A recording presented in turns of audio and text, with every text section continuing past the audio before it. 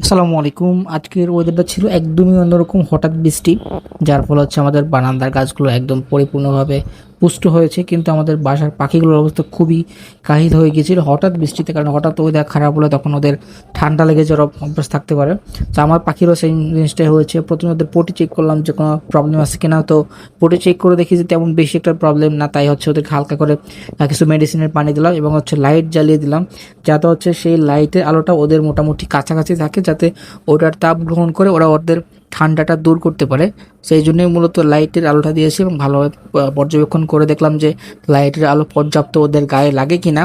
খুব বেশি গায়ে লাগে এমনও না, আবার খুব বেশি দূরে দিয়েছি এমনও না। একটা পর্যাপ্ত ডিস্টেন্স মেনটেন করে আমি লাইটটা দেওয়ার চেষ্টা করেছি 200 ওয়াটের একটা ফাল, যাতে হচ্ছে ওরা ওদের ঠান্ডাটা দূর করতে পারে এই লাইটের গরমটা সাহায্য নিয়ে।